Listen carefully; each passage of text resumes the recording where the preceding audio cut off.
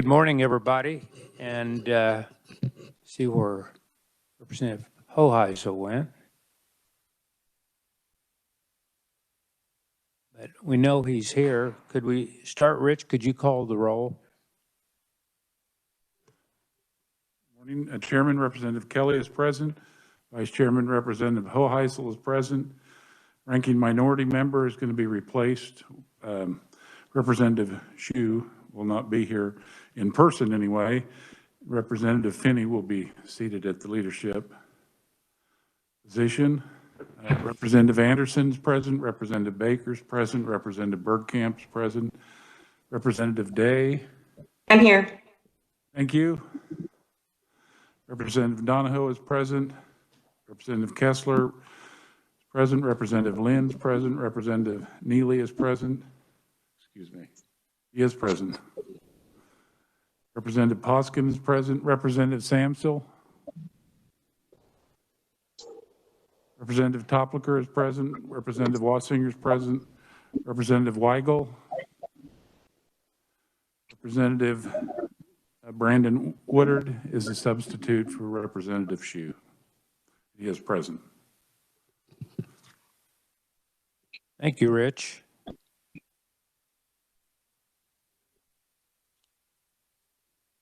Well, the purpose of our meeting this morning is discussion and action on House Bill 2398. And we heard this, I believe it was on the 22nd, and enacting technology-enabled trust banks. And David, could you kind of give us a refresher on this? Sure, Mr. Chairman. Good morning, everyone. 2398, as the chair indicated, this would enact the Technology-Enabled Trust Bank Act. This would set up a new financial institution within the state of Kansas, technology-enabled trust banks. These entities would be under the supervision of the state bank commissioner. This sets up an act for establishing these with some definitions. They would have to be chartered by the state banking board before commencing operations. There'd be requirements for distribution, some to the Department of Commerce, and to qualified charities within an economic growth zone, which is defined in the bill.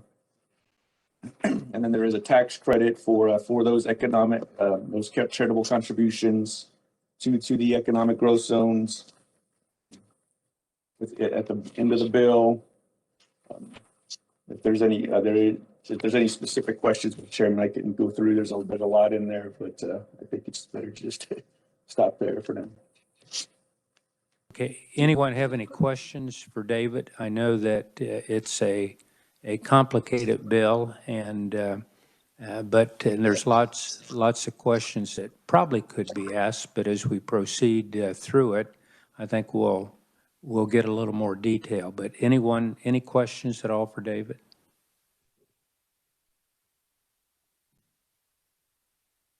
Okay, David, thanks.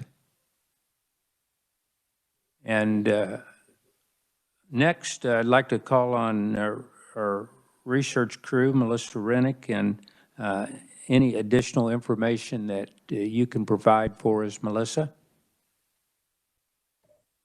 Mr. Chairman, I think you've got the information set. We've provided you the fiscal note previously. There are some costs associated with some of the agencies that are going to be providing some supports, as well as revenue that would be coming into the Bank Commissioner Fee Fund based on the certificate and the authorization for the charter for the first entity that would be registered with the Office of the State Bank Commissioner. Happy to answer any other questions or provide information you may need. Okay, any questions for Melissa? Thank you, Melissa.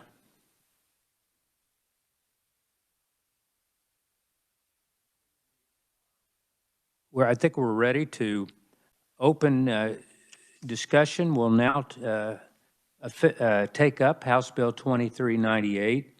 is there a motion concerning House Bill 2398? Have a motion from Representative Hoheisel. So, Mr. Chair, I move we pass out HB 2398 favorably. Is there a second? Second from Representative Wassinger. We now, is there discussion on House Bill 2398? And I'd like to start out on 2398 and give you the process that went through on it, and I do have some amendments for House Bill 2398.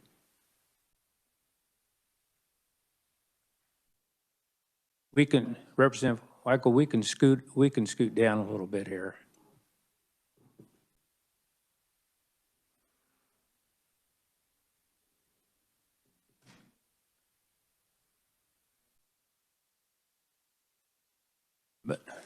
So I'd like to go through a little bit ahead of time on the process for the balloon amendment that I'm going to propose.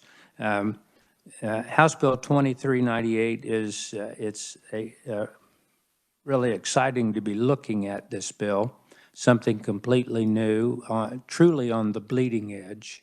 And the bleeding edge is something that when I look at it, it gives you some things to be excited about and some things to wonder about.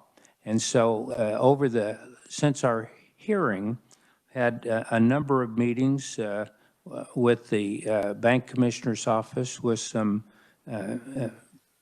very generous people from Beneficient that gave their time to visit with us. Also with some extra help that was provided to with expertise in the trust area, and with working with customers just like this, and looked at ways that we could make the pilot project work, make it easier to evaluate, and then also to look at another thing that I wanted to be sure we did is to protect the state of Kansas as far as reputation, and make it comfortable for any of the clients of that would use this type of service to know that that the process was being fairly and carefully regulated, so that they would have confidence in it, because with the exams and all, the Office of State Bank Commissioner is really placing their good housekeeping seal of approval on for a customer to look at that the examination was passed. And so I thinking all of that is important, and having a timeline to look at. So, and that was a process, I don't know how many hours of going through visiting with folks, and what I have today, because of our compressed timeline, I'm sure, in fact, I know that there are some other amendments that we may want to look at on the floor when we present the bill, but just not time to get those ready when we meet at 7:30 in the morning, and know that time is short to do this. So, David, can you shoot out, can you first tell us a little bit about the balloon amendment, and then shoot it out also for the committee members to look at? Sure, Mr. Chairman, I just emailed that to Rich, so hopefully that can get out to the members here in a bit. I'll just start with the balloon. We'll get, I mean, the title is changing. We'll get to the joint committee in a bit. I think turn your attention to page 3 of the bill and the balloon. Striking references to trust bank, inserting fiduciary financial institution. I believe that came up in testimony during the hearing. And then they're just I think if you look through the bill, there are numerous references to trust bank that we're going to replace throughout the bill with fiduciary financial institution. So every place you see trust bank, just think fiduciary financial institution throughout. Then on the next page, page 4, there's just adding a sentence that except as provided in section 25, which currently sets up the pilot program, the banking board will not approve any application for a trust, fiduciary financial institution charter until January 1st, 2024. So the pilot program would be the only thing kind of going until we get January 1, 2024. And then page 5 is just sort of a conforming amendment to that at the bottom there, change it to January 1, 2024. Page 6. You're going to add some language at the very end of section 2. This talks about the distribution to the qualified charities. This just adds language saying that a qualified charity receiving distributions under the section shall not be an owner of any fiduciary financial institution's property or assets, and that the charity shall not be liable for any losses of the fiduciary financial institution and shall not be subject to disgorgement or return of any distributions once they receive those distributions. And then section 3 about the expenses of trust, the examinations by the bank commissioner. This includes that it can also include third-party fees for consultants or other entities necessary to assist the commissioner in making the examination.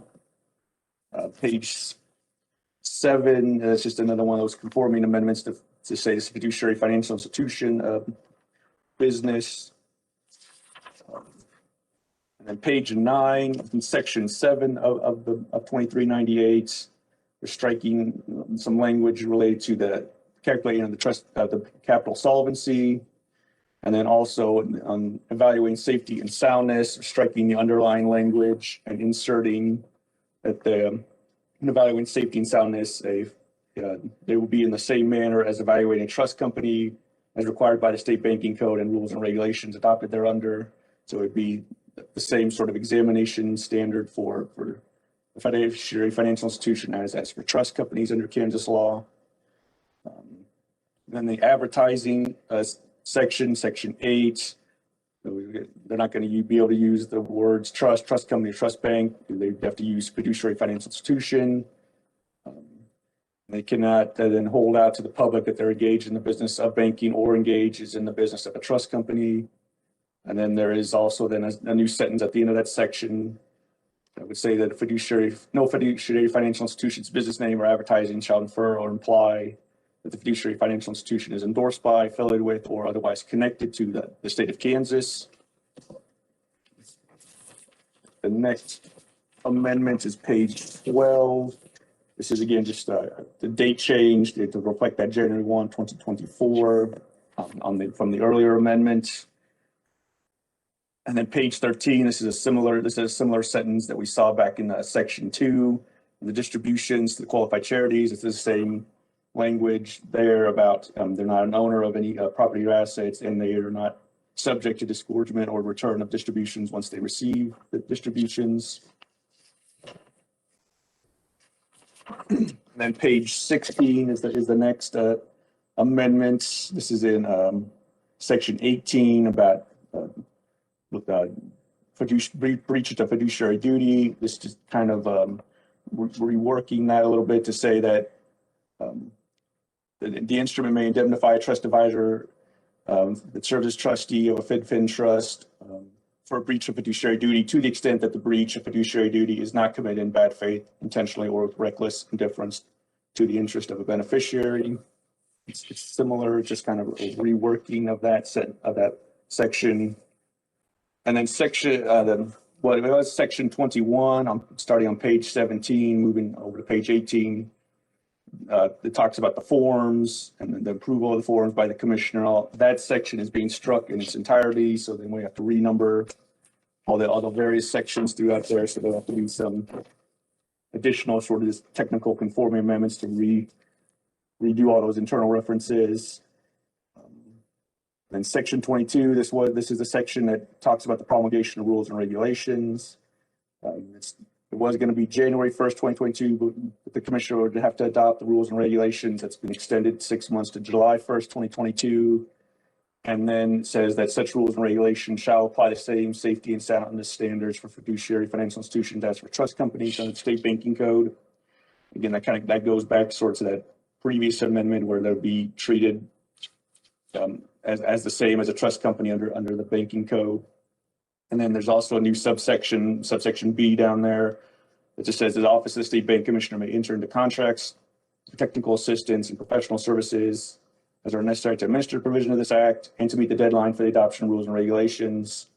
And then such contracts would be exempt from the competitive bid requirements that are out there, so that they can get these contracts out a little bit faster to get the technical expertise and professional assistance to meet those deadlines. And section 25 of the underlying bill, which would eventually be section 24. This is where we talk about the pilot program. So it's on the very bottom of page 18, line 42, strike trust bank, and then we're inserting if we granted a provisional non-operating fiduciary financial institution charter to beneficiaries. And then going over to page 19, there's one of the distribution of case. That's just a typo, so it should be cash. That's just a correction there. And then line 22, we insert again that provisional non-operating fiduciary financial institution charter to beneficiaries. And then there's going to be a new subsection D, E, and F, and that big balloon off to the side there. It says that notwithstanding provision of the section prior to December 31, 2021, beneficiary may make that applicable distribution requirements and the required distribution in section 2 and required distribution amount in section 11. And by placing assets in escrow with one or more qualified charities, provided that the funds would be released when beneficiary company is permitted to commence their FinFit and transactions and operate in Kansas. And then there's subsection E1, so that says subject to the provisions of paragraph 2 on or after December 31, 2021, and the adoption of the rules and regulations pursuant to section 22, which will end up being 21. That's the State Banking Board shall approve and the Commissioner shall issue a charter to beneficent. And paragraph 2, there it does provide for the bank commissioner may extend that kind of non-operating period for up to 6 months. If the commissioner prior to December 31st submits a request for that extension to the chairperson of financial institutions and rural development. So chairperson of this committee, and then the chairperson of the Senate Financial Institutions and Insurance Committee, and to beneficent, identifying the specific reasons which such extension is necessary, and describe the time frame in which those reasons shall be resolved. And then there's a subsection F there that on or before January 10th, 2022, the first day of next session, the Office of the State Bank Commissioner shall provide a report to both this committee and the Senate FI&I Committee, updating the committee on the progress of the pilot program, and such report shall include recommendations from the Bank Commissioner's Office for any legislation that would be necessary to implement the provisions of the Act. And then on page 21, this is in the tax credit section. So at the very top of page 21, the tax credit would be applied to go back to kind of page 20 over to 21. It would be maybe apply a member of the entity is entitled to a tax credit with striking the terms or any other party who is required to report such income on a Kansas income tax return. So it would just be a member of the entity is entitled to the tax credit. And then the tax credit, the carry forward on the tax credit would be reduced from 14 to down to 3 carry forward years. And then there would be a new sentence added that says, in any taxable year, a fiduciary financial institution shall pay the greater of the qualified charitable distributions made during its taxable year or the tax liability of the institution imposed pursuant to the Kansas Income Tax Act or privilege tax imposed on the institution. So whatever the greater amount is, that's what they're supposed to pay in the taxable year. And then there'd be a new section added to the bill, section 28. This is on the very back of the balloon. And just in the last page, this would be a joint committee on fiduciary financial institutions oversight. This kind of language is modeled based on the Joint Committee on Pensions, Investments, and Benefits that's currently in statute. So it would be the same sort of structure, 5 senators, 8 members of the House. The 5 Senate members would be the chairperson of the Financial Institutions Insurance Committee or a member of that committee appointed by the chairperson. There'd be 2 members appointed by the president and then 2 members appointed by the minority leader. Of the 8 House members, it would be the chairperson of the Financial Institutions Rural Development Committee or a member of the committee appointed by the chairperson, 4 members appointed by the speaker, and 3 members appointed by the minority leader.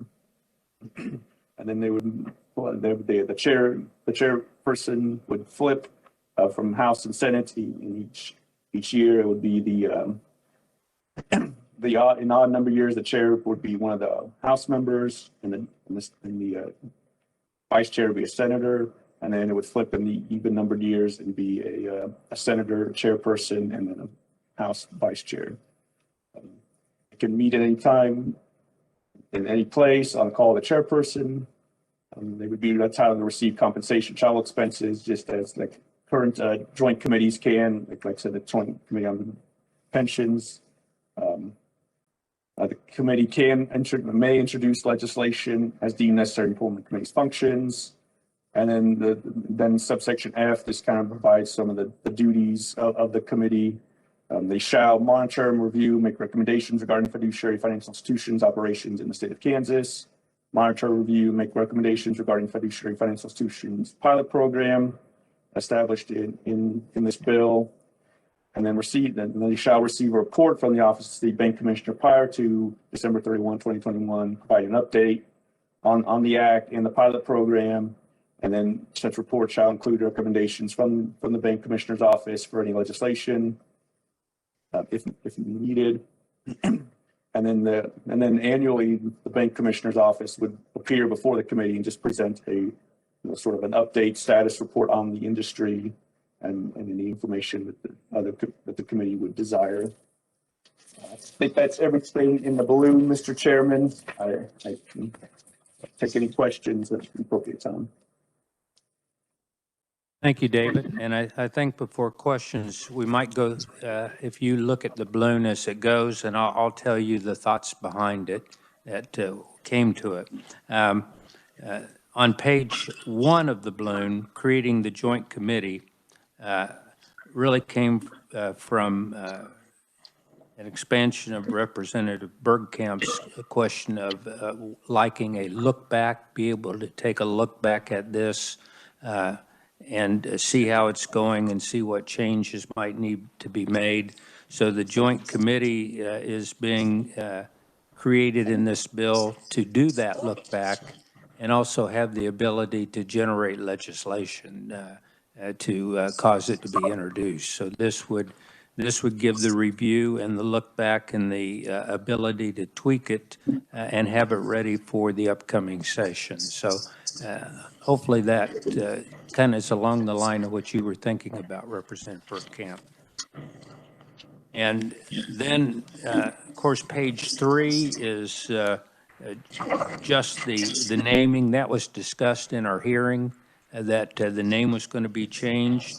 And so this goes and takes the multiple places that Trust Bank appears and changes it to fiduciary financial institutions. So that was something that came out of the Kansas bankers and the beneficiaries visits on this and to distinguish it. So this makes all those changes in the bill as it was written. The change on page 4 is looking at the January 1, 2024 date and looking at kind of the process where the Commissioner's Office has initially 6 months to approve the rules and regulations, but really with an automatic extension by request up to another 6 months, which would then put it to July 1 of looking at 2022. And then that would allow the beneficent to operate for 1 year. A normal exam cycle is 18 months. But to have the commissioner's office after 12 months to do an exam and say that everything in the rules and regulations in real life are working, or there may need to be some tweaks before we open it up to any other trust bank to come in, because I thought it was in order to truly know that it's working and the rules and regulations work on both ends, that it'd be important to have at least one bank exam under the belt, or one fiduciary financial institution exam behind to report on and know that it's working okay, and that all the safety and soundness have been identified not only as a comfort level for beneficent, but also a comfort level for other trust banks that want to come in and operate in Kansas. So that's the reason, that's kind of the reason for that time frame. And so the examination process, if it took place after the end of 1 year, is going to be probably a several-month process to get through everything and come out with a final report, which would allow the bank commissioner's office to come to the joint committee and indicate that it's everything went well, or we need a tweak, and then be in a position to open it up January 1 of 2024. That's the reason for that. And on page 6, these most of these were that we'll talk about were agreed to changes by both the commissioner's office and beneficent. Now, we may look on page when the bill comes to the floor, we may look at something that a wording that would say until January 1, 2024, maybe on or before, or something like that, that if everything's going so great, they could open it up before that date. And so that could be a floor amendment. On page 6, about the qualified charity receiving the distributions and holding the community or the community foundation that received the money harmless if there was something that came up, was a change that was approved.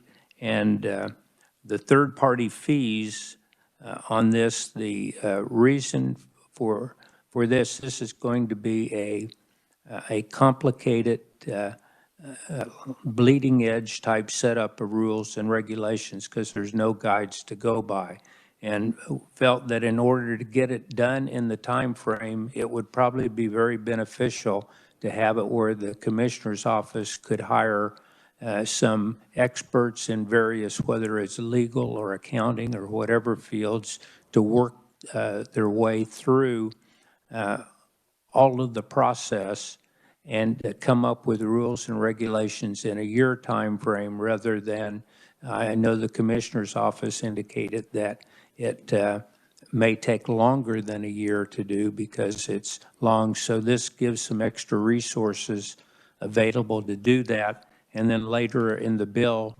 to speed it up even further, rather than them having to go through the RFP process through the Department of Administration and take up that period of time, this would let them be able to bypass that, go out and interview and contract with expert consultants and speed it up, maybe save a month or more in the process on that. So page 7 was just a change of wording. Page 9, now there is, this is one that is not an agreed change on beneficent's part, and we're looking right now, is there any way to work around it? But a normal trust or bank exam does not really look at things like these. These would all be exceptions to what a normal bank examination would do when they're determining the safeness and soundness. When you look at capital and what do you look at as far as tangible and intangible assets, and the way you look at collateral, and the way you look at profitability shall not be considered in evaluating the safety and soundness. That would be a fairly major variance from normal procedures. So what we want to look at in between, and in a conversation with the beneficent, and we're going to get a little help on it and work with the bank commissioner's office, is there a way to make this work for both? But for right now, not having the time today, we'll look to see what we can do on the floor on this, if there's a possibility that we can come up with something that works for both. And that was one thing that is an area that is not in agreement. Looking over on page 10, these, other than the changes of names in there, I think that the top one kind of ties in with what I said just previously, and then when you go down to the bigger box on page 10, I don't think there was any disagreement in this, that that you would want that there be nothing in the title or in the advertising that would say that would lead someone to believe that this is a product endorsed or offered by the state of Kansas. It would be a chartered financial institution in the state, but it's not affiliated with the state, and not just like any banking institution in the state, it's not endorsed by the state.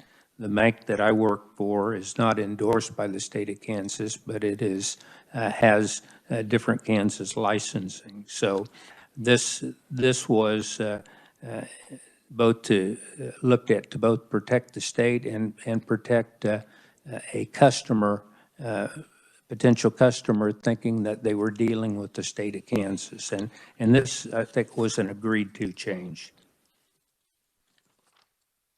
On page 12, that was a date adjustment for the 2024. On page 13, the qualified charity, David explained that. It's just, and that was on a previous page, that the charity is not liable for having to return any of the money, which would be difficult for them as they spend it to put in whether it's a grocery store in Heston or whatever, that it'd be difficult to do that for them. And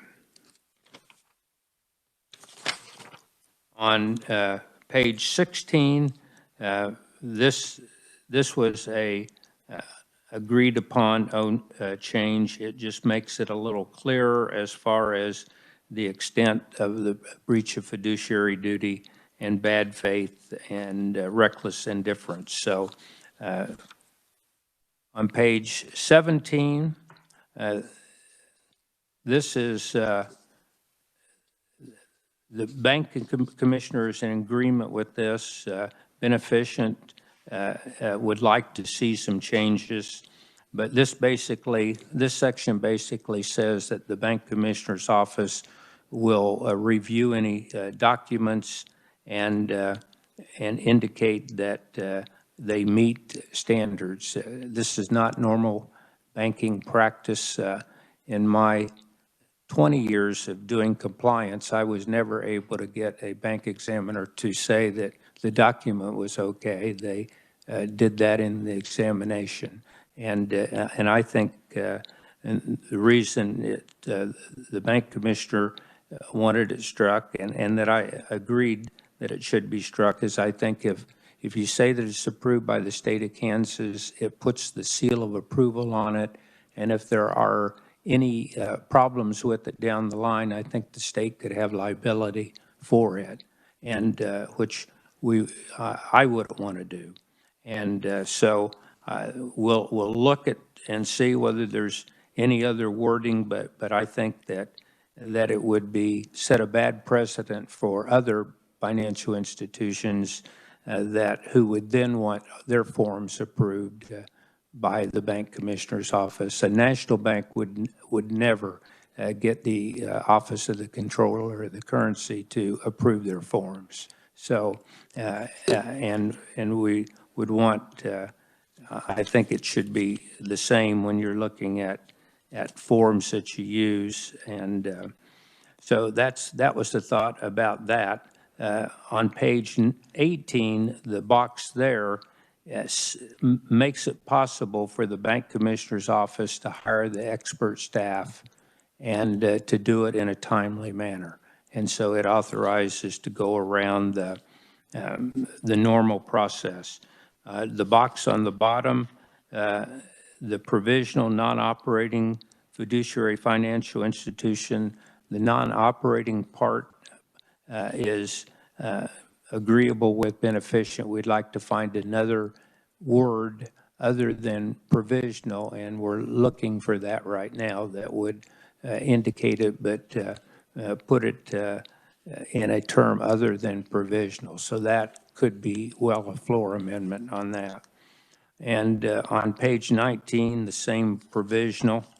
And then the big box on page 19, as David indicated, is kind of just outlining the procedures. And this was agreeable with beneficent and the bank commissioner. On page 21, we're looking at a rewording of the red line box at the top. Is there a way to reword that would indicate that a third party, another party, would be able to do it if they have an interest, some type of beneficial interest in the company? So that's another potential floor amendment that's being looked at by the company, and one of the individuals that I worked with on trying to get this, the one with the trust expertise.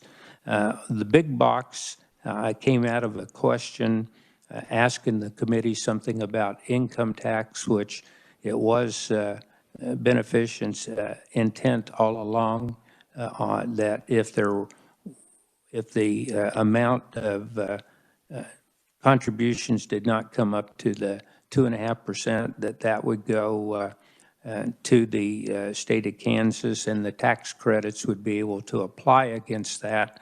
And so this is actually written by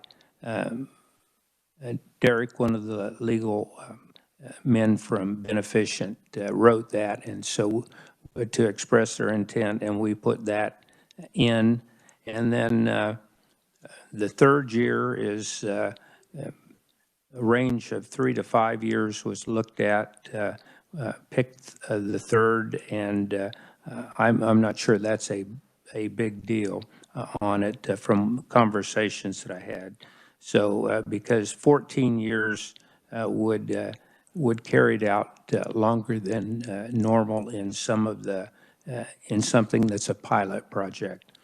And then the last box is creates the Joint Committee on Fiduciary and Financial Institutions and puts the mechanism in place, how it works. And I've spent several years on the Joint Committee for Pensions. It works rather well. And we usually each year propose some legislation that would make a change that would make something better or suggest something that and have it introduced that goes forward either in the line of something in the line of pensions. So in following in that format, this would do the same thing. It would provide oversight and it would provide manners to make adjustments as we go along.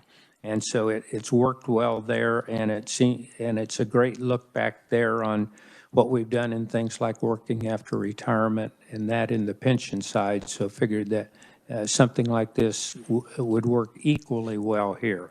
So that's kind of a further explanation of what went through, but be happy to open it up for discussion now.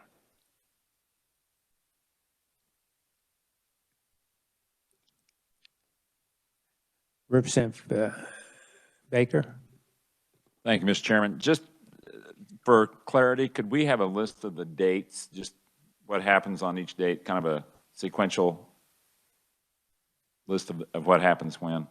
Just a short summary. I'll try to do it for you.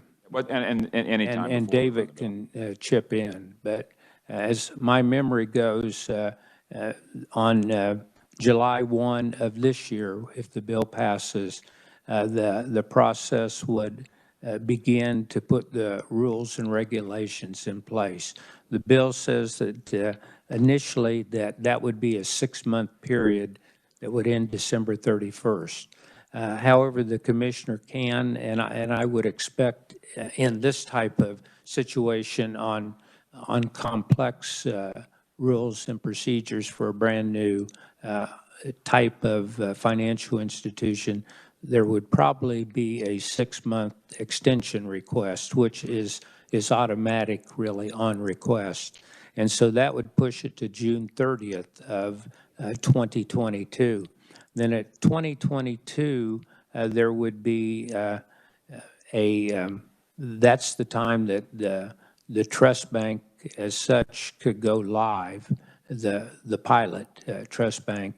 And again, David, chip in if I'm missing anything, but so at 2022, it would operate, and we would look at, under this bill, that at the end of basically the first year period, which would be June 30th of 2023, there would be a examination, a fiduciary financial institution examination, and that report out on, not the confidential details, but the report out to the joint committee on what was found, how it worked, any tweaks that would be made, and then looking at that if all goes well, January 1 of 2024, the pilot would end and the other banks would be eligible to come in.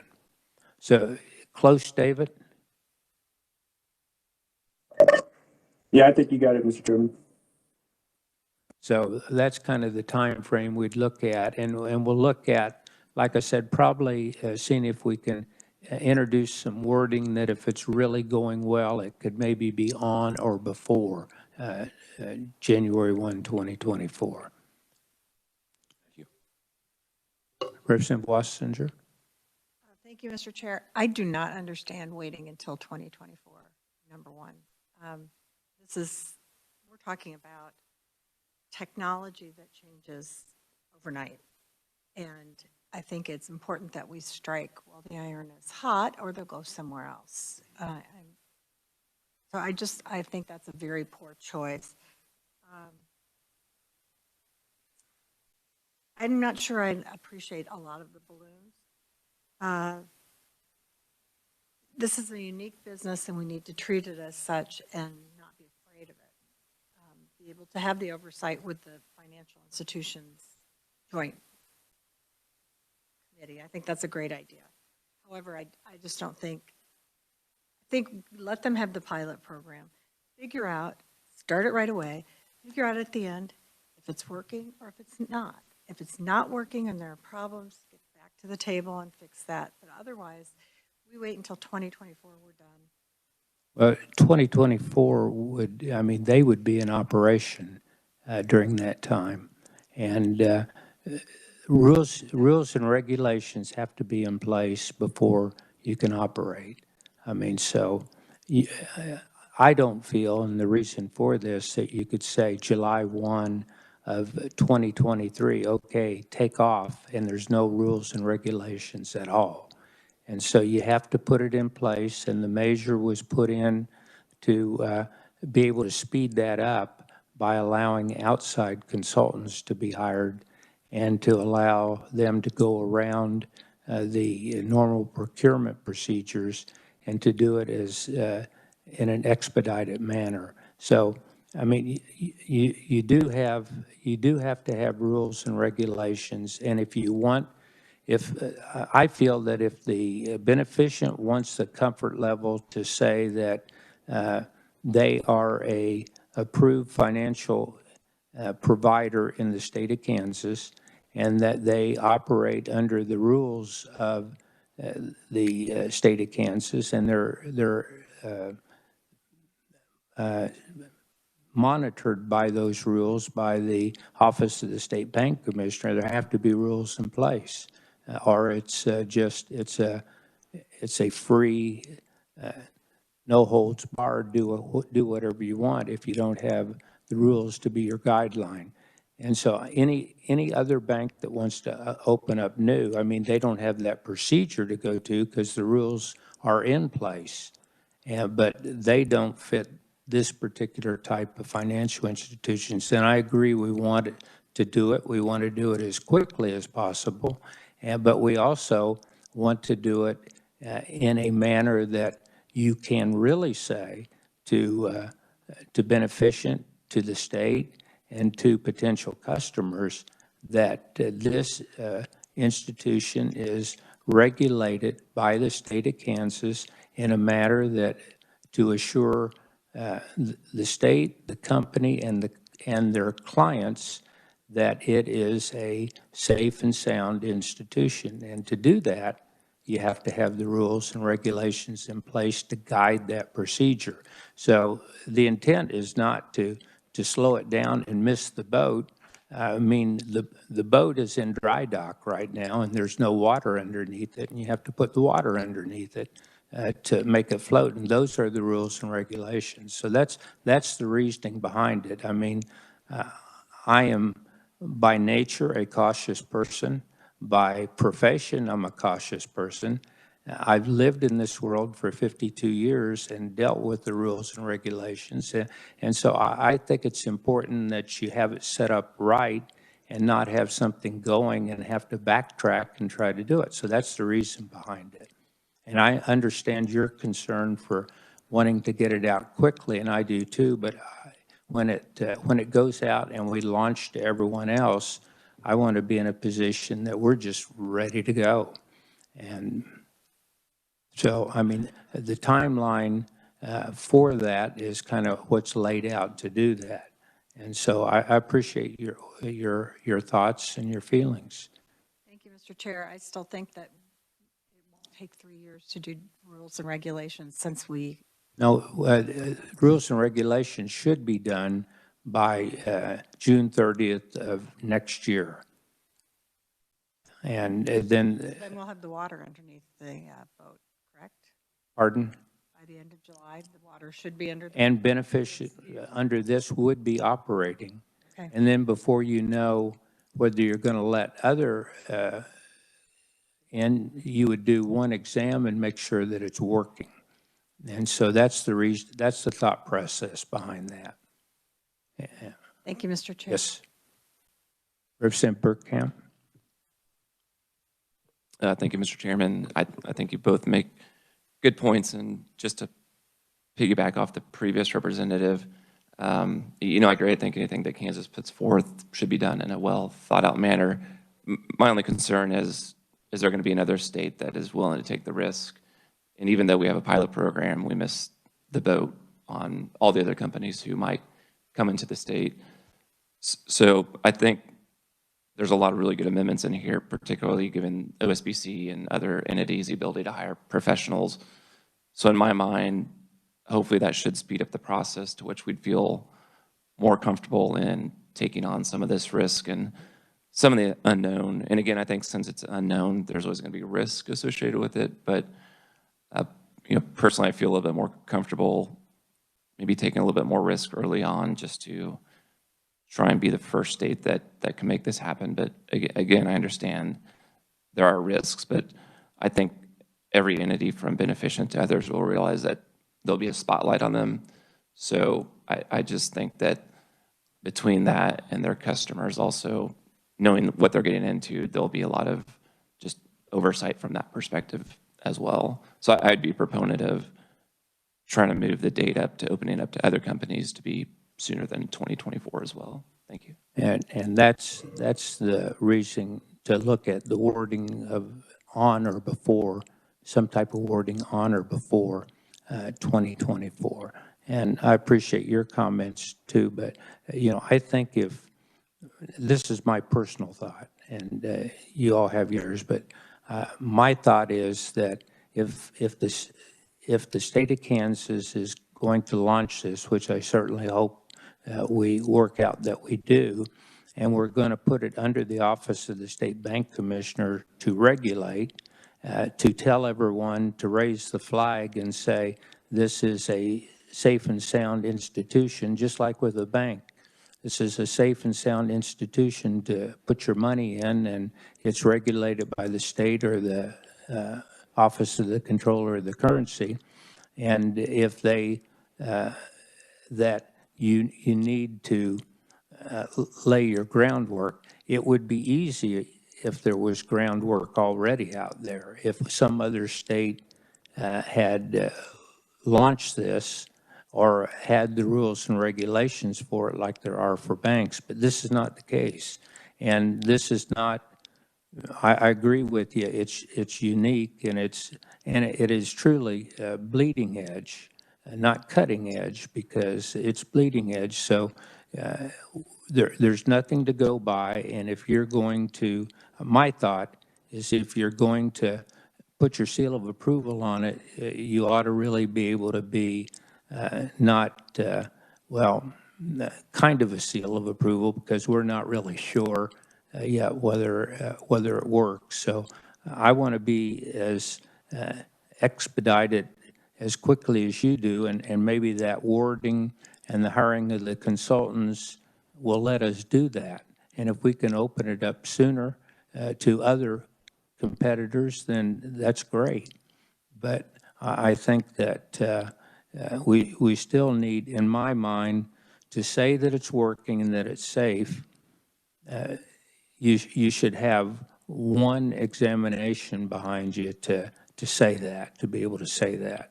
And if that can all be done quicker, and we open up phases of it quicker because of the consultants, that's great too. Because maybe with the consultants you can get the rules and regs in place in 7 or 8 months instead of a year, and you'd be able to open up faster. And that's the reasoning to authorize it and to try to do that, get it as fast as possible and as safe as possible. Because no matter, in my mind, no matter what you think, that if the state of Kansas is the first one out and there's stumbles, it doesn't necessarily look positive on how the state of Kansas regulates and monitors financial institutions. So, and they do an excellent job right now on banks and trust companies, but those are long-standing rules and regs. So that's the reason. Representative Weigel. Thank you, Mr. Chair. I have kind of a question on page 2, section 5, where it talks about economic growth zones, and you have upwards of 45, 46 counties in there listed. What was the criteria to put those in and not other counties within the state, since we have 105 counties? And one of the 2 of those being where I'm from, Shawnee County and Ellis County. So I was that kind of jumped out at me. Well, I think the thought behind it is that this kind of flows along with the counties that are members of rural opportunity zones, and that's why the company picked that, because they're rural counties and these economic growth zones. I don't believe every one of these counties may have a economic growth zone in it. I mean, the county that I'm from, which is a Ross County, is Montgomery. I believe we have two, one in the city of Cherryville and one in the city of Caney.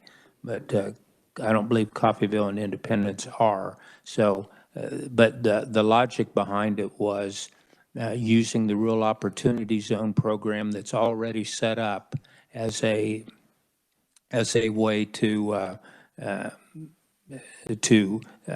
be the guide for this, and they are ones that are identified in legislation already. So that was the reason behind that.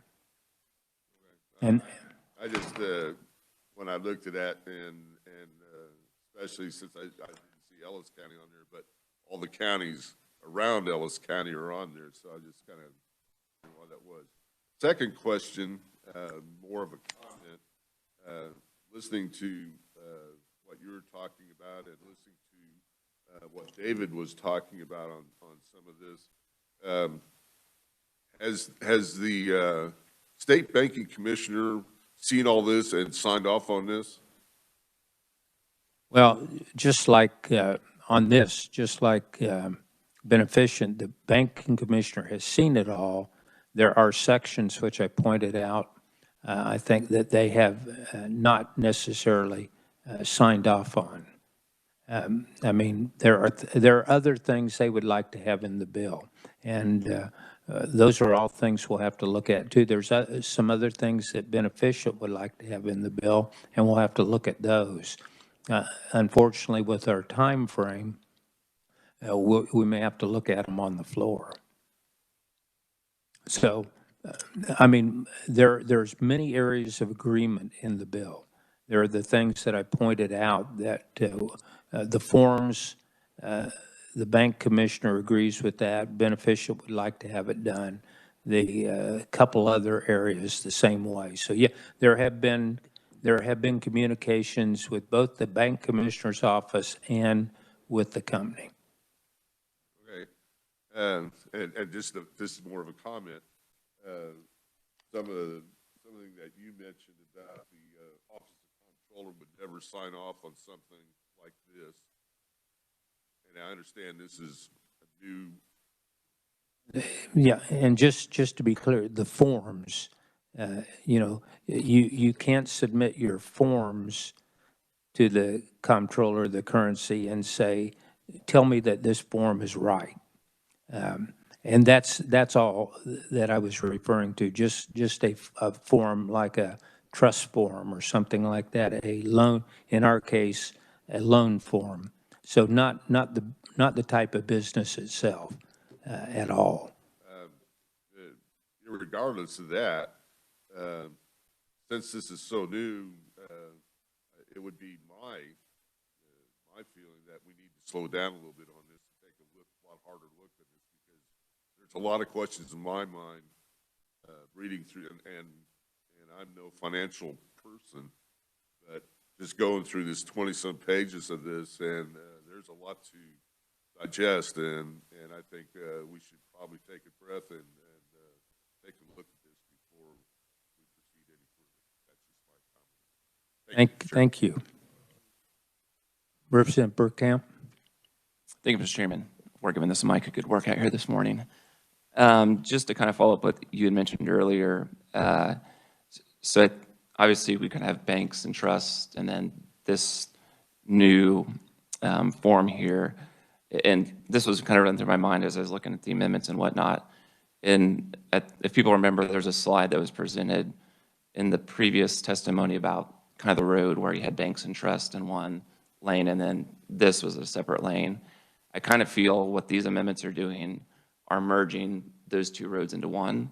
So instead of keeping this a different silo, we're trying to make this new trust company part of how trusts and banks are regulated today, which to me, I think we need to keep them separate, again, because it's a unique industry. And additionally, kind of to continue along the road analogy, it's, this FIDFIN needs different bridges to cross to be successful. And I think these amendments essentially takes those bridges out and would be a road to nowhere at that point in time. So I think we just, again, with the language we was originally crafted, to me, it's what they need to be successful, trying to take all these different state statutes and combine it into one, to where Kansas is the easy place to do business and where then others will be enticed to come and do business as well. So, thank you. Thank you. Representative Wassinger. Thank you, Mr. Chair. I have to agree with the representative.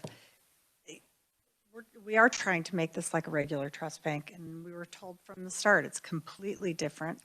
And when you start to try to make it look like something we already have, it does take the unique ability of the FIDFIN. I am deeply concerned about striking all of these from the bill itself. I just think we need to act with some confidence and use the committee of oversight later. But changing everything to look like, as Representative Bergkamp said, like a regular trust bank, just leaves it without any bones. I think we're making a huge mistake, so I would not be in support of any of those.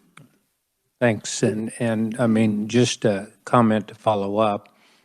I don't think we're merging the roads. I think you have to develop a framework to examine for safety and soundness. Will it be exactly the same? Will they have the same books and everything that they look at? No, but you're going to have to be able to examine a framework that you can at least be able to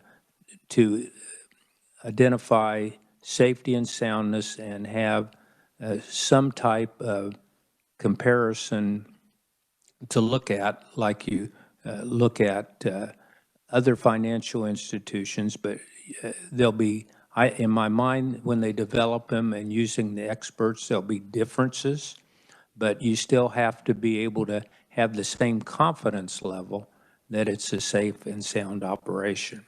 And we will, that's one of the things we want to look at. Is there a way with these experts, when they look at it, that they can convert some of these things into a way to look at them that you can,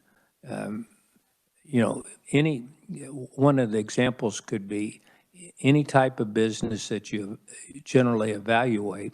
Profitability is important. If you're not making a profit, it's a problem. So how do you look at then a trust bank, a fiduciary financial institution, in a way that you can legitimately, from an examination viewpoint, rule out profitability? So I think that's the goal, to come up with something, and that's the reason to try to bring in some experts in various fields, provide the ability to do that, so we can look at ways to evaluate them, not merge the highway.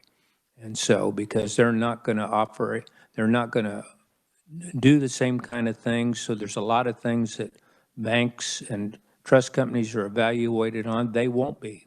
They don't have accounts, deposit accounts. They don't do a number of type of personal trusts. So there'll be differences. But that's the reason I understand what you both say, but I think that you have to have a framework that is reasonable, and hopefully that what we're going to do is going to allow that to happen.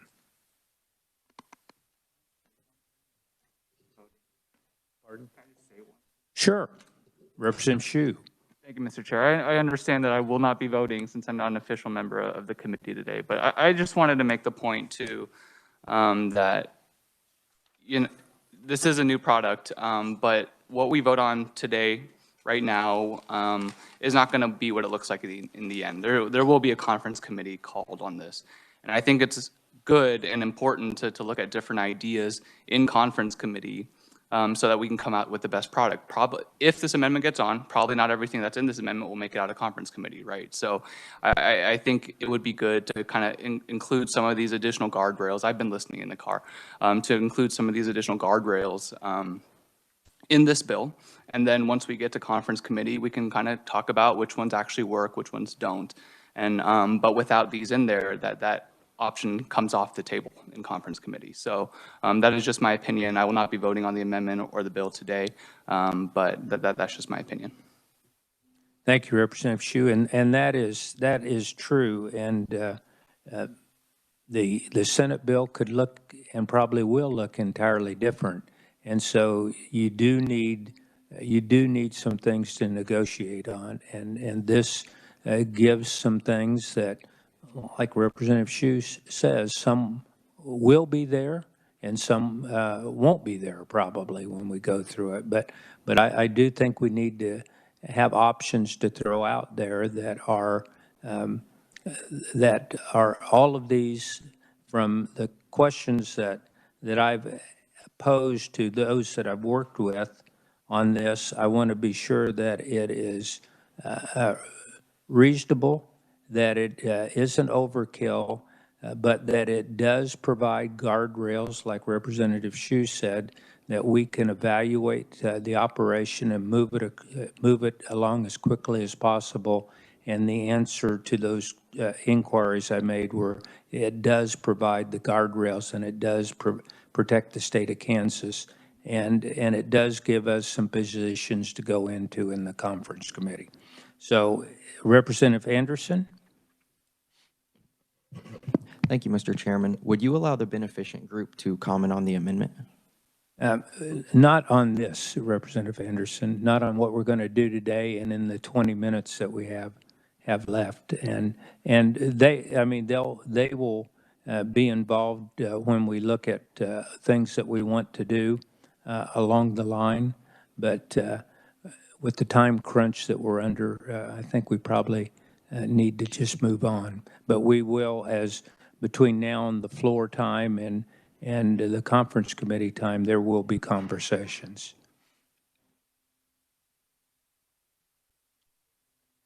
Representative Wassinger. Thank you, Mr. Chair. I appreciate it and putting up with me all the time. But I have believed from the start of coming to the legislature that we have to do the best job we can while we're in committee. And leaving it to someone else to change it back to where it's not watered down, there's a danger of it not coming out at all, not getting off getting started at all. So I caution the committee and I'm very concerned about the watering down of this bill and changing it to appear more like a regular trust bank, because it's not. Thank you, Mr. Chair. Thank you. Representative Kessler. Thank you, Mr. Chair. You had mentioned that you've had conversations with beneficent and the commissioner, and would you characterize this balloon as an agreeable compromise between both of those people? Were they both kind of in agreement with the majority of this or all of this, or? I would say if you're looking at numbers, the majority of it, yes. I mean, there were two items that I pointed out: the forms and and then what's included in consideration of safety and soundness. I think Section 7 and maybe Section 21, and those two that we're looking at. Otherwise, I think, and a couple of other very small things where we're looking like for another word for provisional. But yes, I would say that overall, and the bank commissioner has some other things that they would like to do as amendments, and beneficent has some that they would like to do on this. But overall, the majority of the amendments that are in here were agreeable to both. And so, will those would be ones that whether it's those or others, the conference committee, when you get on the Senate side, may want to agree to some of them or none of them or all of them. So, but if it goes in, you know, as Representative Hsu said, if it goes in without some options, and all of this is, I mean, this is a very complex bill, and if you've read through it, you see that, and I read through it the first time, the second time, and third, didn't understand it at all. And now as we're several weeks into it in conversations, I understand it better. But some of the folks that I work with that are in really high dollar trust attorneys didn't understand it to begin with either. So that made me feel a whole lot better. And now they're getting their arms around it, and that's where some of these thoughts came from. And some of these, so in essence, to answer to your question, most of them, yes, those ones that I pointed out are things that we'll try to look at. Thank you, Mr. Representative Baker? Thank you for a second, John. So could a conventional trust or bank, could it have a division with this also, so they could maybe service both customers, the more aggressive than the traditional customer? You know, my initial answer would be probably not, but a traditional bank could utilize this bank for maybe some of their unique higher dollar customers. And so it would be that avenue that they could use. One final thing, I served on a bank board for 6 years, and I will just tell you by nature, banks don't go very fast. This is rabbit speed for a bank to be able to go through. So just that comment. Thank you. Representative Kessler? Thank you, Mr. Chair. I just wanted to follow up on that previous question I had. Because of the complications and the newness of this process, and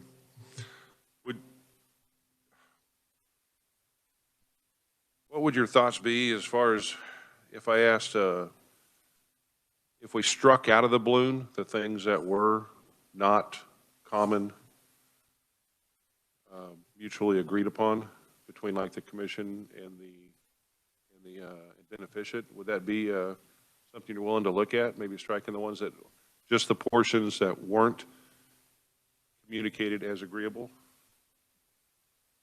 just to get moving forward to the conference committee. And well, I mean, my initial answer would be, I don't think we should, because if you strike them out entirely, that would take them completely out of the bill. I mean, we'd take it out of the main bill, I believe, and then you'd have none of those issues, none of those covered at all in the main bill.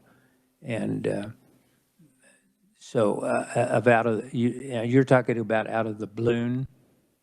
Yeah, so that would put it back to what's in the main bill. And I think, in my mind, I think these are important enough that we should take them into conference and work with it from there to try to see if we can get, get agreement on what we can agree on and live with what we can't agree on. And so those positions, and I mean, those items there are very key. The forms one, I think, which is section 21, is probably, I mean, it's probably one of those that could open up a Pandora's box if you have it in there for other financial institutions wanting the same thing, because that could easily be the one on the, but both of those are ones we'll try to work on, but you can't work on them in this if you don't have a difference between the two. So, if the Senate has it exactly the way we do, there's no working on it. If we can come up with a way that in the conference committee that makes that isn't ideal for the bank commissioner or for the beneficent, but is agreeable for both, that would be the ideal world. And this gives us the ability to look at that. We don't get the ability to look at it if we leave it the same way that it is. And so I agree with Representative Shute. This isn't the final product. This is a House position that lets us go in to and deal with the Senate position and come out with something in between. So, and in my mind, I think that's important to do. And we lose that if we strike them.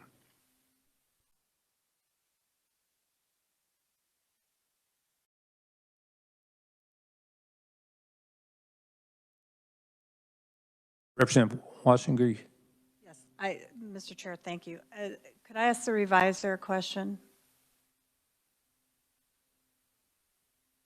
I want to make sure you're hearing me. I'm here, Mr. Chairman. Can we amend the amendment before we vote on the amendment? Does that make sense? Could I amend the amendment before we vote on the original amendment? Which I believe I can, but. Yeah, I mean, the chair would have the final say on that, but yeah. Representative Hoheisel. Thank you, Mr. Chair. Representative Wassinger, yeah, it would have to be basically a substitute amendment, I believe, that you would have to do. And that would be, if David, you can correct me if I'm wrong, That's correct. the process would be you would do a substitute amendment in place of this amendment and then do whatever you want. But obviously, if you don't have your amendment drawn up, it would be a conceptual amendment. So. And the one thing, this bill will go to the floor, and there's a chance for amendments on the floor. So with the time frame that we have, when it goes to the floor, it'll be open for debate and it'll be open for amendments, and there'll be time to do it. There's amendments that I think the bank commissioner would like. There's amendments the beneficent would like, and those are all things that can be dealt with on the floor, including anything that you would want to do, Representative.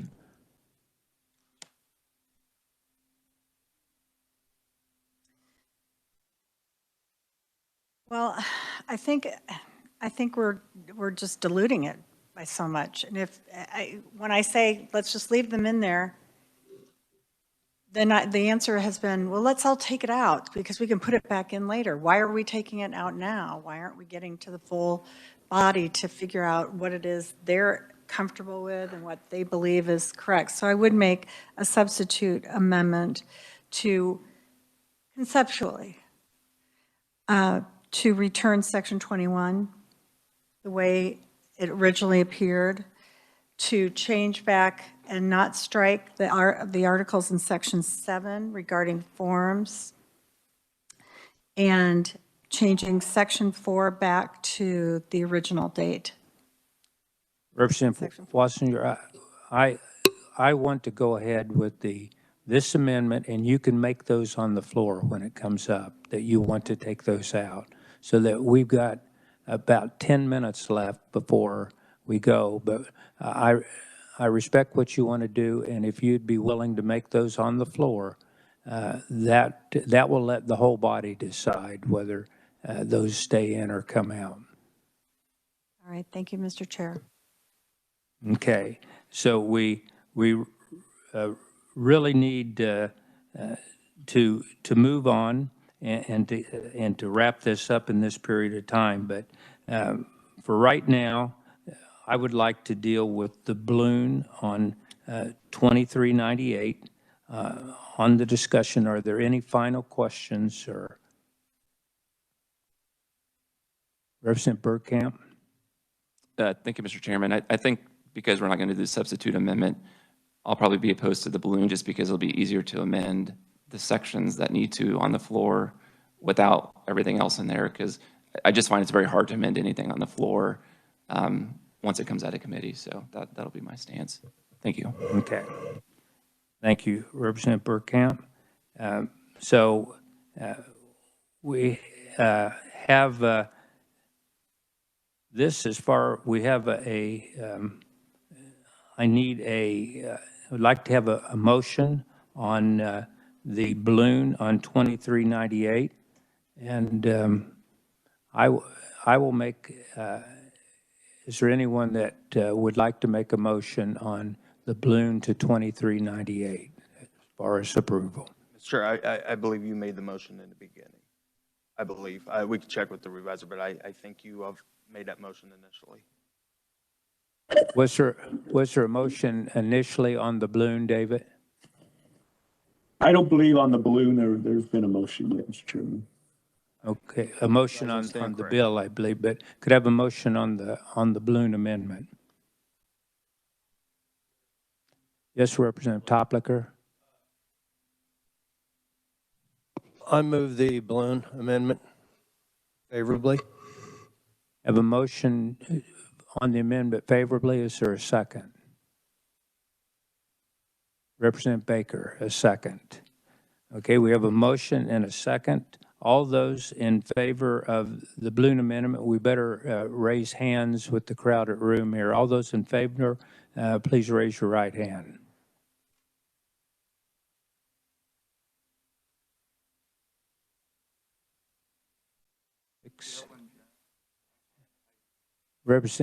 Who do we have?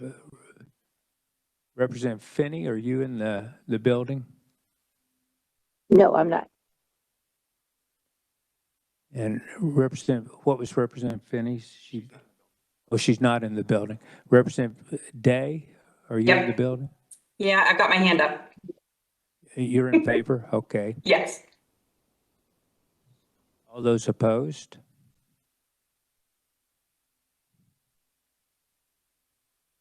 And let's see, so what do we have? 7-7, the chairman votes aye. So the balloon goes on and out. We now need to take action. What we'd like to do is bring up, look at putting this into a Senate bill. Do I have a motion?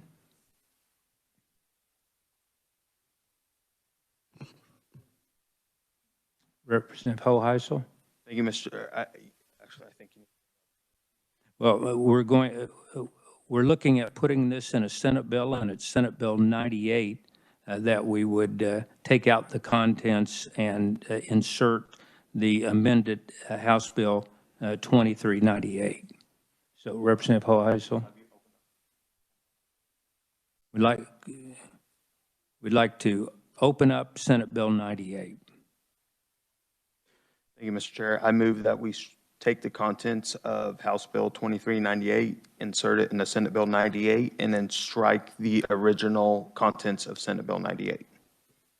Have a motion to insert House Bill 2398 into Senate Bill 98 after taking out the original contents. That was a tax bill that came to us to use for this. And it would then be House substitute for Senate Bill 98. And have a motion. Is there a second? Representative Wassinger, second. All those in favor signify by saying aye. And we also want to give the reviser the ability to make technical corrections, and I'm sure there will be. So if the reviser would have that ability. So we have a motion to insert the contents into of House Bill 2398, the balloon as amended, the bill as amended into Senate Bill 98, give the reviser the ability to make technical corrections. All those in favor signify by saying aye. Aye. Opposed, nay. The motion passes, and House substitute for Senate Bill 98 was passed out favorably, and this will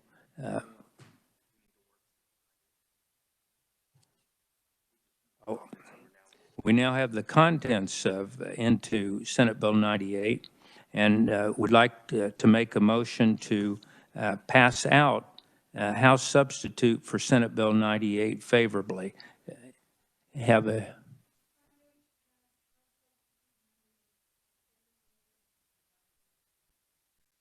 okay. Is there a second?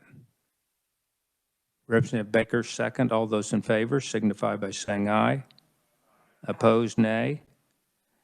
One additional item of business is that we have, if I can find the agenda here, we have minutes that we have of 4 meetings, March 3rd, 15th, 17th, and 22nd, that were sent out for review.